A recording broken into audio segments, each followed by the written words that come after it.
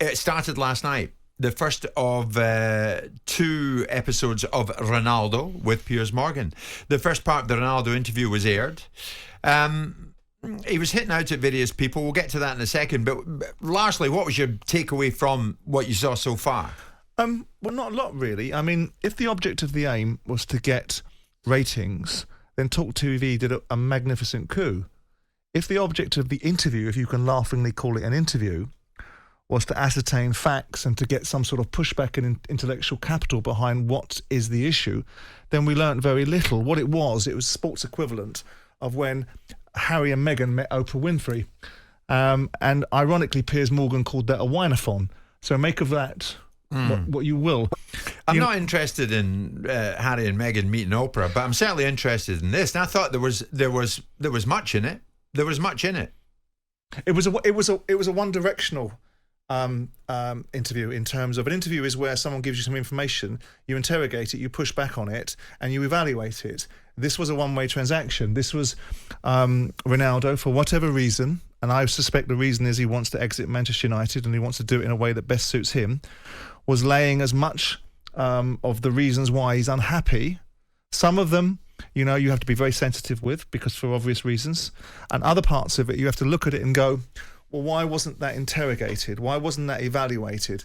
Why weren't questions asked? But he was telling us plenty, Simon. Manchester City, they were close. Manchester United, in his view, have made no progress since he left in the late noughties. And that's fine. If I told you the moon was made of cheese, you'd interrogate it. Nobody had heard of Ralph Rangnick. He didn't understand the dimension of the club, according to Cristiano. On what basis? And, of course, the poignant moment of losing his baby son. Well, of course. The worst moment of his life. Of course. And absolutely, that would be the worst moment of most people's lives. So nobody can sit there without... I learned a lot from it. Well, I learnt things... I learnt nothing when Nigel Farage sat in front of Trump. We get nothing out of that. Other than Trump doesn't like wind turbines. Well, it depends what you think you learnt. If you've learnt someone's version of events without interrogation, if somebody says to you that the two most important things that happened when you signed for Manchester United was one of the tweets went global. And your shirt sells. No, there was more to it than that. No, but hang on, let me finish the soliloquy. Then my pushback would have been, well, actually what happened is that the share price of Manchester United went up by £2.50 and the Glazers' worth inherited went up by 500 million. How does that make you feel? And the executives that you allude to that didn't want you at the beginning of the season, did they welcome you with open arms? When you came to Manchester United, did you feel that you were really wanted? So what happened? What changed over the course of the last... We learnt none of that currently. This is a 2-part interview.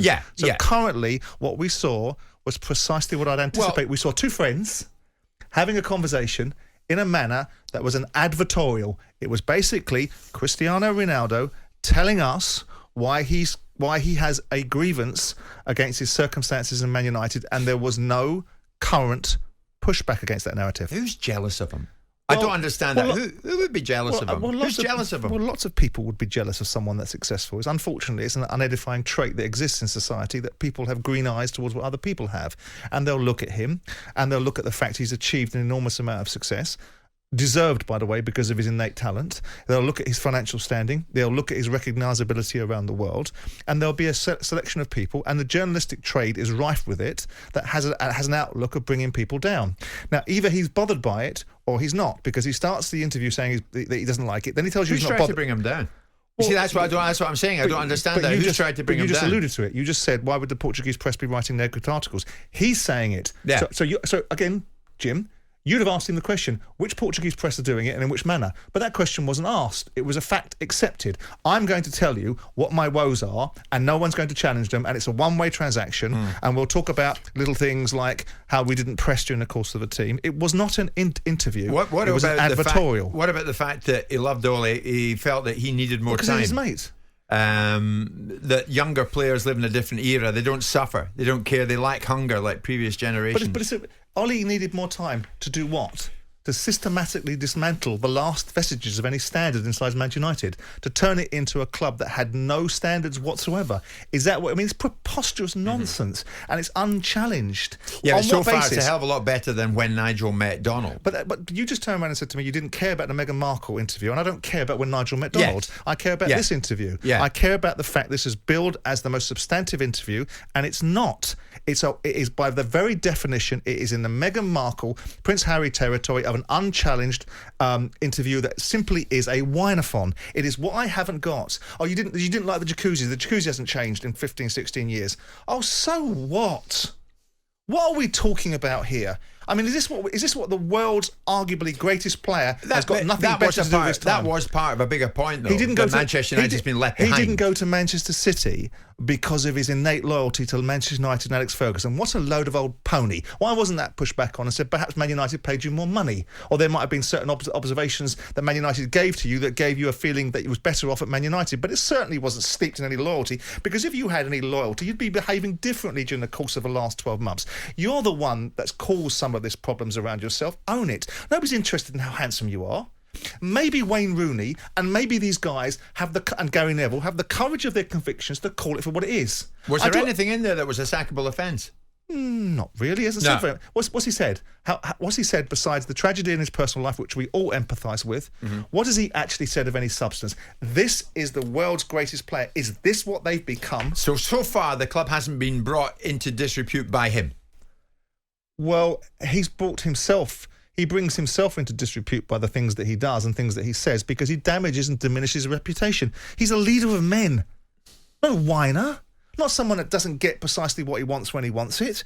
I mean, I look at it and say, I'm sincerely hopeful that the second part of this build interview can actually not defy the Trade Description Act and become an interview. Well, we're going to find out, I suppose, why he feels betrayed by Manchester United, and we're going to find out why he's got no respect for Ten Hag, because presumably he feels Ten Hag doesn't have much respect for him. Maybe he should earn it. But certainly, it's not often somebody of his stature opens up in that fashion.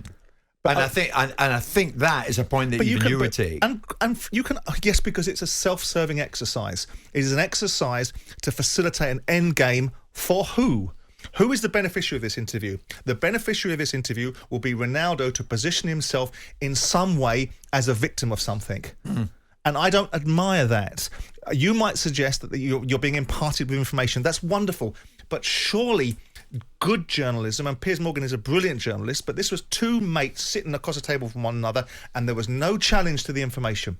There was no pushback, so we can see real insight. Not the structured, I'll tell you what I'm prepared to answer, you ask me the question I'm prepared to answer. Now I'll give you the answer that I already know that I'm going to give you. And off we go. Now I hope we're going to get some substance. I hope we're going to say, well, why would you disrespect him? Why do you think a manager disrespected you? What was it about Ten Hag that invoked disrespect? Because he doesn't want to give you a guarantee you're going to play every single game. Does that mean you're being disrespected?